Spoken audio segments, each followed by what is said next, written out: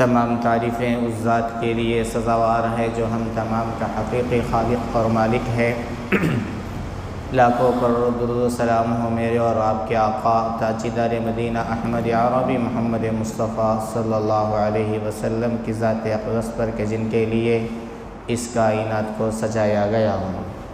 بزرگان محترم اور میرے نوجوان دوستوں،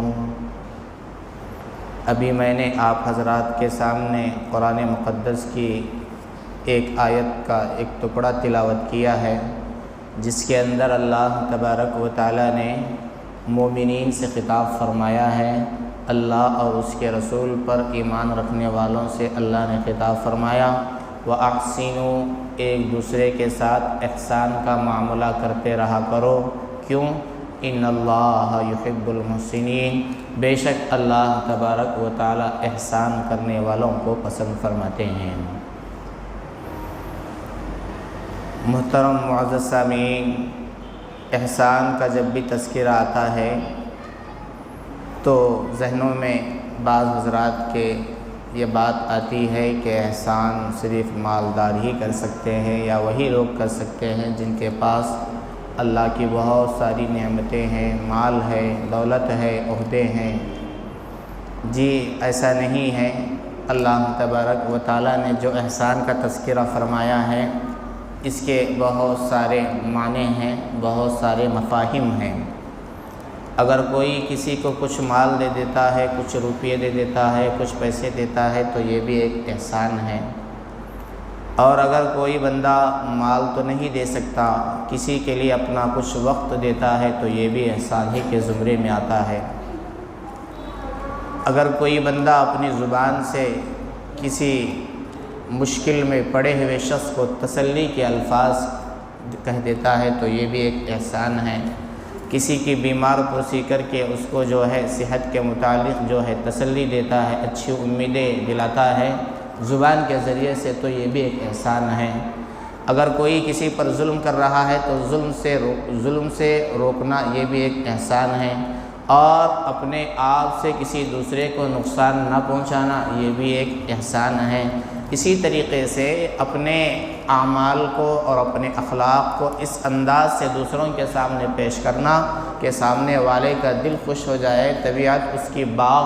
ہو جائے، یہ بھی ایک احسان ہے۔ تو احسان صرف مال دینے کا نام نہیں ہے، مال کے ساتھ اور بھی یہ تمام جو چیزیں ہیں یہ بھی احسان ہی کے اندر آتی ہے۔ اس لیے مجھے اور آپ کو چاہیے کہ ہم جس زمرے میں، جس حیثیت سے اور ہماری جتنی استعداد ہے، ہماری جتنی صلاحیت ہے، ہمارے پاس جتنی وسعت ہے، اس وسعت کے انداز میں ہم جو ہے احسان کرتے رہنا چاہیے، اس لیے کہ احسان کرنے والے اللہ کو بڑے محبوب ہیں، بڑے پسندیدہ ہیں۔ اللہ نے ڈنکے کی چوٹ پہ احسان فرمایا، وَأَحْسِنُوا إِنَّ اللَّهَ يُحِبُّ الْمُحْسِنِينَ، بے شک اللہ تبارک و تعالی احسان کرنے والوں کو پسند فرماتے ہیں۔ اور مومن جو ہوتا ہے وہ یہ چاہتا ہے کہ میرا رب مجھ سے محبت کرے، مجھے چاہے اور مجھے اپنے قریب بنائے۔ ہر مومن یہ چاہتا ہے کہ ہم جو ہے اللہ کے قریبی بن جائے، اللہ جو ہے ہم سے محبت کرنے والے بن جائے۔ اس کے لیے ہم کو احسان کرنا ہے۔ ہم احسان کریں گے تو خود اللہ نے ارشاد فرمایا کہ احسان کرنے والے بندوں سے اللہ محبت فرماتے ہیں۔ اسی طریقے سے ایک موقع پہ اللہ کے رسول صلی اللہ علیہ وسلم نے ارشاد فرمایا، الدین النصیحہ، دین جو ہے سراسر خیر خواہی کا نام ہے۔ پوچھا صحابہ نے، اے اللہ کے رسول کس کے ساتھ جو ہے خیر خواہی کی جائے؟ اللہ کے رسول صلی اللہ علیہ وسلم نے ارشاد فرمایا، للہ، اللہ کے ساتھ بھی خیر خواہی کی جائے، ولرسولہ، اللہ کے رسول کے ساتھ بھی خیر خواہی کی جائے، اور جو امت کے بڑے امراء ہیں اور امت کے جو ذمہ دار احباب ہیں، جب تک وہ قرآن و حدیث کے روشنی میں فیصلہ کرتے رہیں ان کا بھی حکم ماننا ہے، اور اسی طریقے سے عوام کے ساتھ بھی خیر خواہی کرنا ہے۔ اس کے بعد اللہ کے رسول نے ارشاد فرمایا اللہ کے ساتھ خیر خواہی یہ ہے کہ اللہ کے ذات میں کسی کو شریک نہ ٹھہرائے۔ اللہ ایک ہے، تنہا ہے، وحدہ لا شریک لہ ہے، اس کے ساتھ کوئی اس کا کوئی شریک نہیں، اللہ ایک ہے۔ تو اس اللہ کی وحدانیت میں کسی کو شریک نہ کرنا یہ اللہ کے ساتھ خیر خواہی ہے۔ اور رسول کے ساتھ خیر خواہی یہ ہے کہ رسول کی عزت کی جائے، ان کا ادب کیا جائے، اور انہوں نے جو شریعت لے کر یہاں پر آئے ہیں اس شریعت پر عمل کیا جائے، ان کے بتائے ہوئے طریقے کے مطابق زندگی گزاری جائے۔ جن باتوں کا کرنے کا حکم رسول دے ان کے باتوں کو ماننا، اور جن کاموں سے رکنے کے لیے رسول کہے ان باتوں سے رکنا، یہ رسول کے ساتھ جو ہے خیر خواہی ہے۔ اور عمرہ اور جو خلفاء ہیں، جو بادشاہ ہیں، ان کے ساتھ خیر خواہی یہ ہے کہ جب تک وہ امت کے ذمہ دار ہیں اور جب تک وہ قرآن و حدیث کے روشنی میں اور صحیح نہج میں جب وہ زندگی گزارتے ہوئے کچھ فیصلے بھی کرتے ہیں تو ان کے ہر فیصلے کو ماننا ضروری ہے، ان کا ادب کرنا ضروری ہے۔ اور اسی طریقے سے عوام الناس کے ساتھ، عام لوگوں کے ساتھ خیر خواہی یہ ہے کہ اپنی ذات سے ان کو نفع پہنچنا ہے، اپنی ذات سے کبھی ان کو تکلیف نہیں پہنچنا ہے، اور عوام بھی یہ محسوس کرے کہ یہ بندے مومن ہیں، اس سے ہم کو ہمیشہ نفع ہی ملے گا، اس سے ہم جو ہے اچھائی کی امید رکھیں گے، بھلائی کی امید رکھیں گے، برائی کا اس کے طرف سے کوئی اندیشہ نہیں۔ تو اس طریقے سے اللہ کے رسول نے ارشاد فرمایا کہ ہمارا جو دین ہے خیر خواہی کا دین ہے، ہمارا جو دین ہے دوستی کا دین ہے، اور دین اسلام جو ہے امن کا دین ہے اور محبت کا درس عام کرنے والا ہے۔ اور اسی طریقے سے آپس میں بھائی چارے کے ساتھ زندگی گزارنے کا جو حکم دیتا ہے وہ دین اسلام ہے۔ اور دین اسلام نے جتنا زور بھائی چارے پر دیا ہے اتنا کسی اور چیز پر نہیں دیا، اور کسی اور مذہب میں آپ کو اتنا بھائی چارہ نہیں ملے گا جتنا کہ دین اسلام میں آپ کو ملے گا۔ اللہ کے رسول صلی اللہ علیہ وسلم نے صحابہ کے درمیان آپس میں بھائی چارے کو پیدا فرمایا تھا، اور ایک اصول یہ بیان فرمایا کہ جو بھی قوم زندگی گزارنا چاہتی ہے ان کے لیے چاہیے کہ آپس میں ایک رشتہ ہو، آپس میں انسانیت کے بنیاد پر بھائی چارہ ہو، چاہے وہ جس مذہب کا بھی ماننے والا ہو، لیکن بحیثیت انسان اس کی ہمدردی کی جائے، اس سے پیار کیا جائے اور اس سے محبت کے ساتھ پیش آیا جائے، اور اس کی ضرورت جب پڑی تو ضرورت کے موافق اس کے ساتھ اس کا ہم جو ہے ساتھ بھی دے، اور جب اس کو کوئی غم کا موقع آئے تو ہم کو چاہیے کہ غم کے اندر بھی شریک ہو۔ یہ جو ہے بھائی چارہ جو ہے اسلام یہ جو ہے پوری امت کو اور پوری انسانیت کو اس کا سبق دیتا ہے۔ معزز سامعین کرام، بھائی چارہ بہت ضروری ہے۔ انسان جب دنیا میں زندگی گزارتا ہے تو اس کو مختلف ضرورتیں ہوتی ہیں، اور انسان جو ہے بہت ہی زیادہ ضرورت مند ہے۔ انسان جب اس معاشرے میں زندگی گزارتا ہے تو بہت ساری چیزوں سے اس کا واسطہ پڑتا ہے۔ تو اسلام یہ کہتا ہے کہ دیکھو اگر تمہارے اندر بھائی چارہ ہوگا تو تم جو ہے کامیاب زندگی گزار سکو گے۔ اور بھائی چارہ ایک اللہ کی ایک عظیم نعمت ہے، یہ اللہ کی بڑی عظیم نعمت ہے، اور صحابہ کرام نے اپنی پوری زندگی میں بھائی چارے کی ایسے مثالیں پیش کی ہے، ایسے مثالیں قائم کی ہے کہ رہتی دنیا تک ویسی مثالیں آپ کو نہیں ملیں گی۔ معزز سامعین، اللہ نے جو ارشاد فرمایا کہ وَأَحْسِنُوا، آپس میں ایک دوسرے کے ساتھ احسان کا معاملہ کرتے رہو۔ اور اگر کوئی بندہ کسی پر احسان کرتا ہے تو اس کو جو ہے یہ نہیں سمجھنا چاہیے کہ میں نے اپنے طرف سے کیا۔ اگر کسی نے کسی کی کوئی مالی مدد کی تو اس میں اس کا کیا ہے؟ مال پورا اللہ کا دیا ہوا، جان اللہ کی دی ہوئی، جسم اللہ کا دیا ہوا، صحت اللہ کی دی ہوئی۔ اگر کوئی مالدار کسی غریب کو کچھ روپیہ پیسہ دیتا ہے تو وہ یہ سوچے کہ یہ میں نے نہیں بلکہ اللہ کی توفیق سے ہوا، میں کیا، میری حیثیت کیا، اگر اللہ مجھ کو مال نہ دیتا تو میں دوسروں کو کیا دیتا، اگر اللہ مجھے صحت نہ دیتا تو میں دوسروں کی کیا مدد کیا کرتا، اگر اللہ مجھے زبان نہ دیتا تو میں دوسروں کو ایسے الفاظ کہہ کر کیا خوش کر سکتا کہ جس سے سامنے والے کو خوشی ہو، اگر اللہ نے زبان دی ہے تبھی جا کر اس زبان کے میٹھے بول سے وہ سامنے والے کے دل کو خوش کر رہا ہے، وہ بیمار کو خوش کر رہا ہے اور بیمار کو تسلی دے رہا ہے، مشکل میں پڑے ہوئے شخص کو تسلی دے رہا ہے۔ اس کا مطلب یہ ہے کہ زبان اس کی نہیں، اللہ نے دی ہے، تبھی جا کر اس زبان کے ذریعے سے وہ میٹھے بول بول کر دوسروں کے درمیان محبت کو عام کر رہا ہے۔ مال دیا ہے تو مال کے ذریعے سے لوگوں کی مدد کر رہا ہے۔ یہ تمام صلاحیتیں اللہ نے دی ہے، کوئی دے کر یہ نہ کہے کہ میں نے کیا ہے اور اس کے اوپر اترائے نہیں، بلکہ اللہ کی طرف رجوع ہو، اللہ کی جو ہے اللہ نے جو توفیق دی ہے اس کا شکریہ ادا کرے اور اللہ سے یہ کہے کہ اے اللہ تو نے مجھے یہ کام کرنے کی توفیق دی۔ میری دل سے دعا ہے کہ اے اللہ مجھ سے بہت کام لے اور میرے لیے امت کے بہت سارے کام ہو۔ اس طریقے سے عاجزی کے ساتھ پیش آنا چاہیے۔ معزز سامعین کرام، رسول اللہ صلی اللہ علیہ وسلم نے اپنی پوری زندگی لوگوں کے ساتھ احسان کا معاملہ کیا ہے۔ آپ زندگی اٹھا کر پڑھ لیجئے، سرکار دو عالم صلی اللہ علیہ وسلم نے اتنی بڑی لمبی زندگی جو گزاری ہے، جبکہ آپ کا اکثر جو حصہ تھا آپ نے اپنے اس زندگی میں نبوت کے بعد اور نبوت سے پہلے بھی ایک بڑے معاشرے کے اندر زندگی گزاری ہے، جس کے اندر لوگوں سے آپ کا بہت ہی واسطہ پڑا، لیکن کبھی آپ نے لوگوں کے ساتھ بے مروتی کے ساتھ پیش نہیں آئے، بلکہ احسان کا معاملہ ہی کرتے رہے، جس کی وجہ سے لوگ آپ کے قریب آتے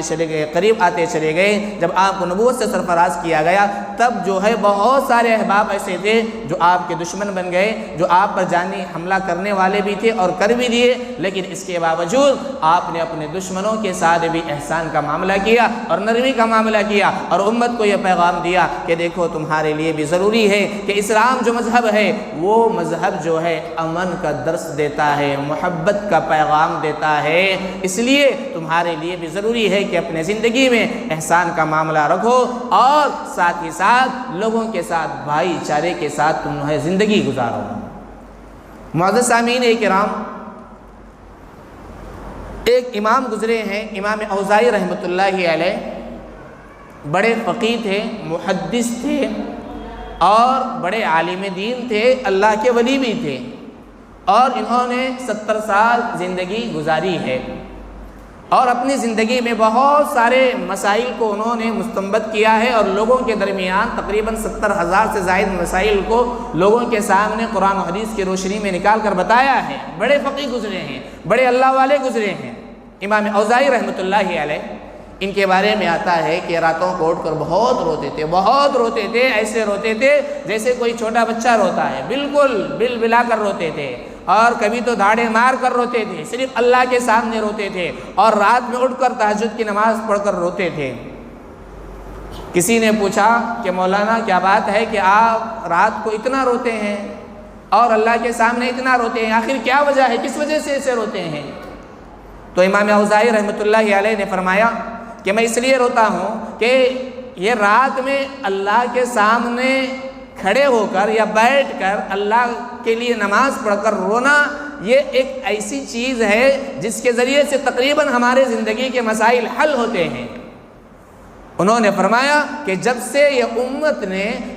اس امت کے افراد نے رات میں اٹھ کر رونے کو چھوڑ دیا ہے، تبھی سے بہت ساری مصیبتوں میں یہ امت مبتلا ہوئی ہے۔ اس لیے کہ بندہ مومن جب رات کو اٹھ کر روتا ہے اللہ کے سامنے، اندھیرے میں اٹھ کر اللہ پر یقین کرتے ہوئے اپنے مسائل کو رکھ کر روتا ہے، اللہ سے ڈر کر روتا ہے، تو اللہ کو یہ رونا اتنا پسند آتا ہے کہ اس کے وجہ سے اللہ تبارک و تعالیٰ اس کے زندگی کے تقریباً مسائل کو حل فرما دیتے ہیں۔ امام اوزاعی سے پوچھا گیا کہ جب رات کو اٹھ کر بندہ رونا چھوڑ دیتا ہے تو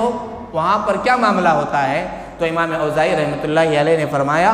کہ دیکھو، جب رات کو اٹھ کر جو رونا اچھی عادت ہے، بڑوں کی عادت ہے اور صحابہ کی عادت ہے،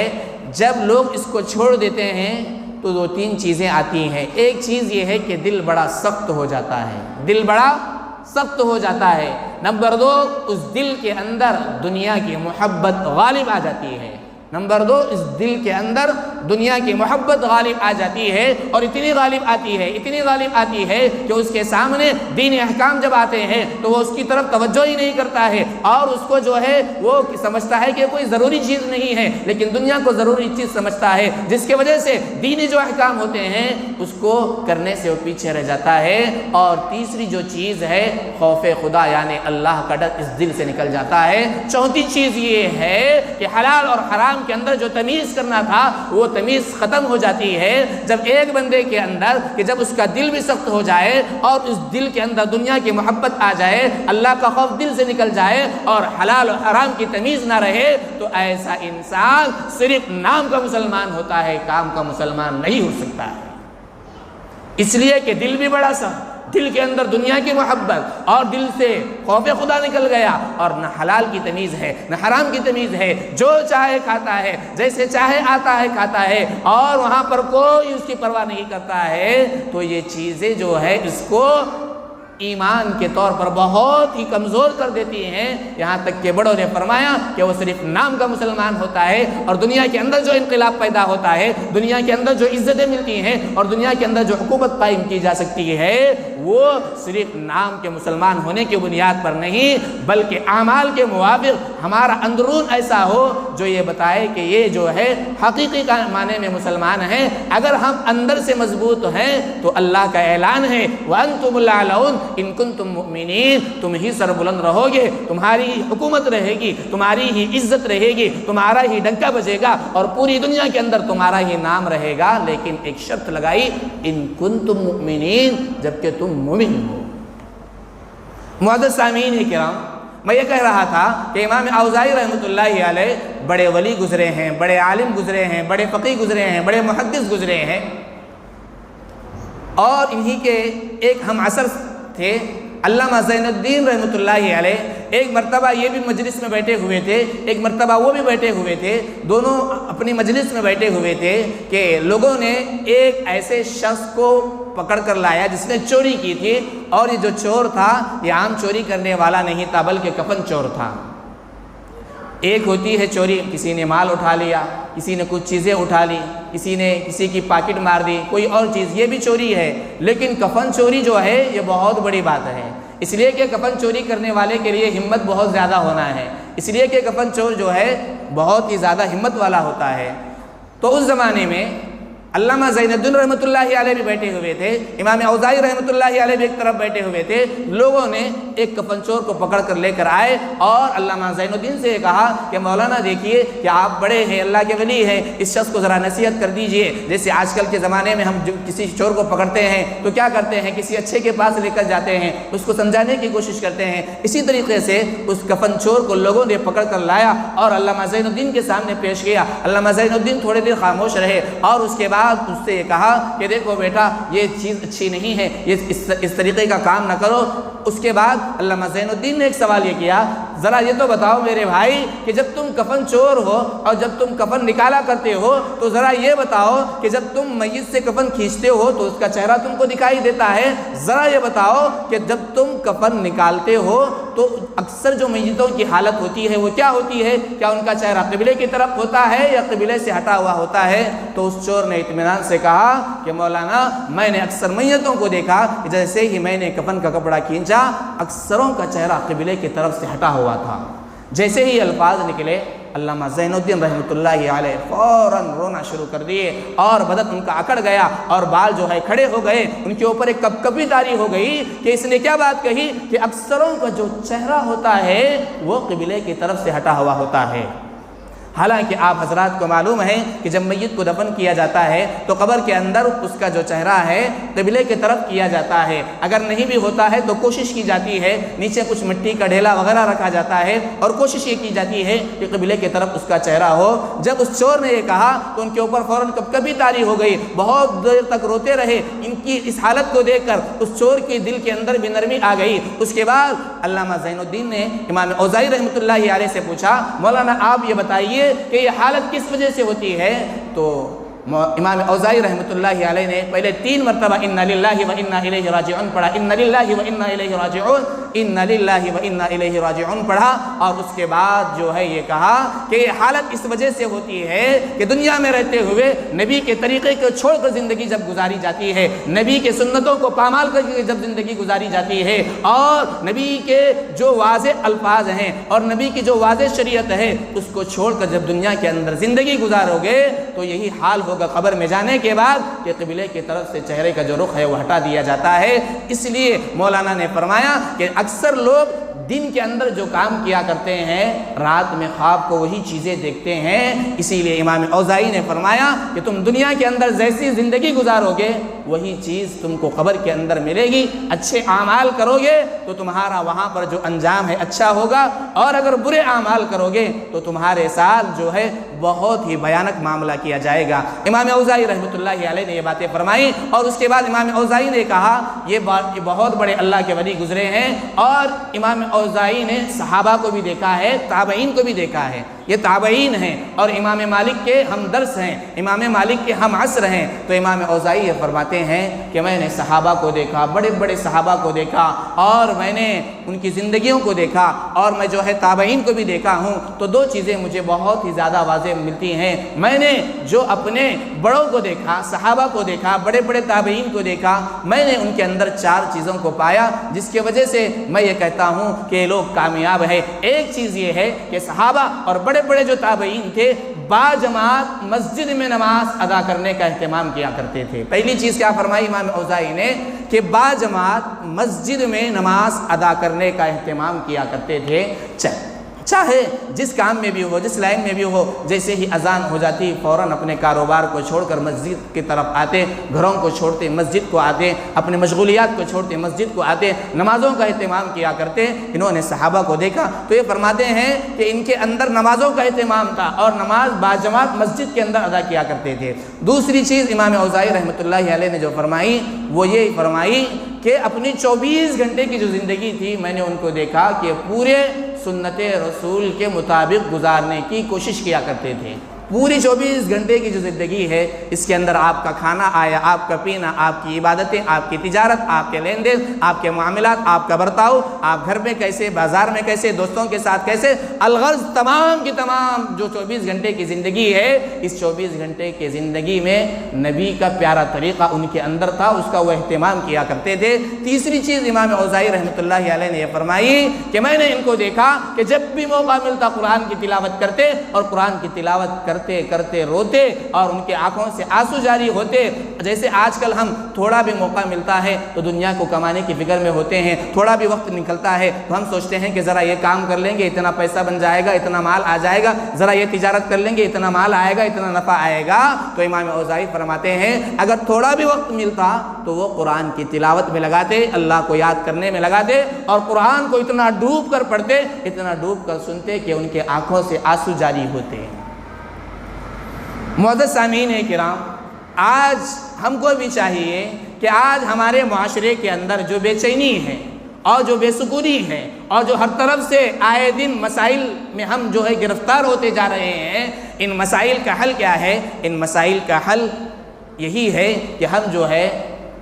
صرف نام کے مسلمان نہ بنے بلکہ کام کے مسلمان بنے۔ الفاظ بڑے سخت ہیں لیکن جیسے کہ حکما اور اطباء یہ کہتے ہیں کہ جو گولی جتنی زیادہ کڑوی ہوتی ہے اتنا ہی زیادہ فائدہ مند ہوتی ہے۔ تو ہمارے بڑوں کی سیرت یہ بتا رہی ہے اور ان کی زندگیاں یہ بتا رہی ہے کہ آج کے موجودہ دور میں، موجودہ حالتوں میں ہم جو ہے اپنے اندر ان اوصاف کو پیدا کریں، اپنے اندر احسان کو پیدا کریں، یعنی احسان ایک دوسرے کے ساتھ کرتے رہا کرے، آپس میں بھائی چارہ پیدا کرے، آپس میں ایک دوسرے کی عظمت دل میں رہے، آپس میں ایک دوسرے کا اکرام رہے، ایک دوسرے کا ہم جو ہے اکرام محض اس وجہ سے کرے کہ وہ بھی انسان میں بھی انسان، اور اگر وہ مسلمان ہیں تو اس سے بڑھ کر ہم کو چاہیے کہ ایک دوسرے کا اکرام کرے اور ایک دوسرے کا خیال کرے۔ صحابہ کی زندگیوں کو اٹھا کر پڑھ لیجئے کہ صحابہ نے کیسے کیسے موقع پر کیسے کیسے اپنے بھائیوں کی مدد کی ہے، کیسے انہوں نے بھوکے رہ کر اپنے دوسرے بھائیوں کو کھلایا ہے، کیسے وہ ضرورت مند تھے،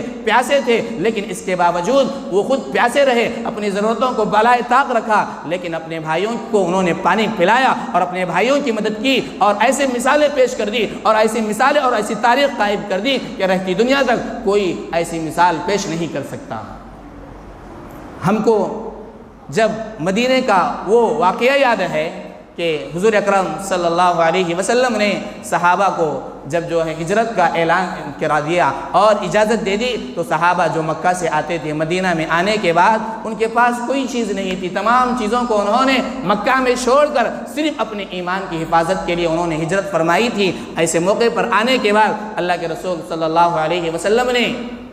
کیا کیا؟ یہی کیا کہ مہاجرین اور انصار کے درمیان بھائی چارے کو پیدا کیا اور وہاں پر ایک رشتہ دین کا قائم کیا۔ تو صحابہ نے اس پر ایسا عمل کیا اور ایسے اس رشتے کو نبھایا کہ قیامت تک اس کو جو ہے سنہرے الفاظ میں لکھا جائے گا، اور لوگ ایسی مثال قائم کرنے کی کوشش کرے تب بھی کوشش نہیں کر سکتے ہیں۔ معزز سامعین، وہ واقعہ آپ حضرات بارہا سنتے ہیں کہ ایک صحابی کے گھر میں کیا ہوا کہ ایک بکری کا سر آیا۔ انہوں نے یہ سوچا کہ چلو میں تو ایک دن سے بھوکا ہوں، میرا جو پڑوسی ہے اس کے پاس بھی ضرورت ہے، انہوں نے اس کے پاس بھیج دیا، انہوں نے اس کے پاس بھیج دیا، انہوں نے اس کے پاس بھیج دیا، کہ پھرتے پھرتے جس نے بھیجا تھا اسی کے پاس آئی۔ ذرا سوچئے کہ کیا ان کے اندر آپس میں ایک دوسرے کے سلسلے میں ہمدردی تھی۔ آج ہماری حالت کیا ہے کہ ایک بھائی دوسرے بھائی کو پوچھنے کے لیے تیار نہیں ہے، ایک بھائی اپنے دوسرے بھائی کے لیے خیال کرنے کے لیے تیار نہیں ہے۔ جب ہم آپس میں ایسے ہیں تو غیروں کے ساتھ ہم کیا کریں گے؟ معزز سامعین، اسلام جو پھیلتا ہے اور اسلام کا جو اچھا تصور جو پیش کیا جاتا ہے وہ اسی وقت پر ہوگا جب کہ ہمارے اندر ایک دوسرے کے ساتھ احسان کرنے کا معاملہ ہوگا۔ آئیے میں آپ حضرات کے سامنے ایک چھوٹا سا واقعہ رکھتا چلو۔ حضرت بایزید بستامی رحمۃ اللہ علیہ بہت بڑے ولی گزرے ہیں۔ ان کا ایک پڑوسی تھا جو یہودی تھا، اور ہمیشہ اس یہودی کا کام یہ تھا کہ ہمیشہ گھر کا اپنا جو بھی کچرا ہوتا تھا بایزید بستامی کے گھر کے سامنے ڈال دیا کرتا، اور جو بھی چیزیں ہوتی سب لا کر ڈال دیتا، اور یہ کہتا کہ مسلمان ایسے ہیں ویسے ہیں، بایزید ایسا ہے۔ وہ اس طریقے سے کہ ایل فیل بکتا رہتا اور ان کو ٹارچر کیا رہتا، اور جب یہ نماز کے لیے کھڑے ہوتے تب بھی ان کو نقصان پہنچانے کی اور کوشش کرتا۔ اسی دوران ایک مرتبہ یہ ہوا کہ ان کا جو پڑوسی تھا یہودی، وہ ایک مرتبہ تجارت کی غرض سے ایک دوسرے ملک کا سفر طے کرتے ہوئے وہاں چلا گیا۔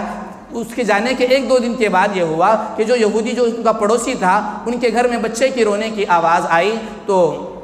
بایزید بستامی رحمۃ اللہ علیہ نے معلوم کرایا۔ تو معلوم کرانے کے بعد یہ بات معلوم ہوئی کہ پہلے زمانے میں تو لائٹ نہیں تھی، پہلے زمانے میں تو انورٹر نہیں تھا، پہلے زمانے میں چراغ جلایا کیا کرتے تھے۔ تو اس عورت نے، پڑوسن نے یہ کہا کہ ہمارے گھر کا جو چراغ تھا وہ خراب ہو گیا ہے اور وہ قابل استعمال بھی نہیں ہے۔ جیسے ہی اندھیرا ہو گیا ہے بچہ بل بلا کر رو رہا ہے، میں سمجھانے کی لاکھ کوشش کر رہی ہوں لیکن وہ سمجھنے کے لیے تیار نہیں ہے۔ تو بایزید بستامی رحمۃ اللہ علیہ جن کے گھر میں بھی ایک ہی چراغ تھا، انہوں نے اس چراغ کو اپنے پڑوسن کے پاس دے دیا کہ جاؤ اس چراغ کو جلا کر تم اپنے بچے کو جو رو رہا ہے اس کو اطمینان دلاؤ، تسلی دلاؤ۔ چنانچہ جیسے ہی وہ چراغ جو بایزید بستامی کا ان کے گھر میں بھی ایک ہی تھا جب ان کے پاس پیش کیا گیا، جب وہاں پر اجالا آیا تو بچہ جو رونے کی کیفیت تھی وہ ختم ہو گئی، بچہ کھیلتا رہا۔ اور ایک دو دن گزرنے کے بعد وہ یہودی جب تجارت سے واپس آیا تو آ کر کیا دیکھتا ہے کہ ایک چراغ ہے جو اس کا نہیں ہے۔ تو آنے کے بعد اس نے پوری کیفیت پوچھی، پورے احوال پوچھے،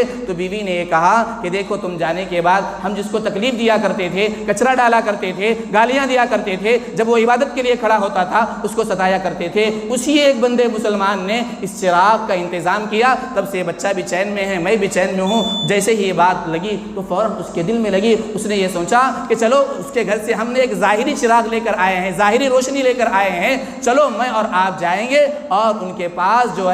دین اسلام کی روشنی لے کر آئیں گے۔ وہ دونوں آتے ہیں اور ان کے اخلاق کو اور ان کے اس احسان کے معاملے کو دیکھتے ہیں اور یہ کہتے ہیں کہ جو مذہب اتنی خیر خواہی کا، آپس میں بھائی چارے کا مذہب ہے اور آپس میں ایک دوسرے کی اتنی ہمدردی کا پیغام دیتا ہے، یہ مذہب کبھی غلط ہو نہیں سکتا۔ وہ حلقہ اسلام میں آ جاتے ہیں۔ معزز سامعین، ایسے تاریخی واقعات بھرے پڑے ہیں جو ہم تمام کو جھنجھوڑ رہے ہیں اور یہ کہہ رہے ہیں کہ مسلمانوں تم اسلام کو صرف کتابوں میں نہ رکھو، تم اسلام کو صرف کتابوں میں نہ پڑھو، بلکہ اپنی زندگیوں میں لاؤ، اپنے زندگیوں میں لا کر عمل کر کے تم اگر دنیا کے اندر عمل کرو گے تو تمہارا یہ عمل اس دنیا کے اندر انقلاب لائے گا، اس دنیا کے اندر انقلاب لائے گا اور اسلام کے پھیلنے اور پھولنے کا ذریعہ بنے گا۔ اسی لیے میری آپ حضرات سے بھی گزارش ہے کہ اللہ نے جو فرمایا وَأَحْسِنُوا، اے لوگو تم ایک دوسرے کے ساتھ احسان کا معاملہ کرو، کیوں؟ ان اللہ یحب المحسنین، بے شک اللہ جو ہے احسان کرنے والوں کو پسند فرماتا ہے۔ اگر ہم میں سے ہر شخص یہ چاہتا ہے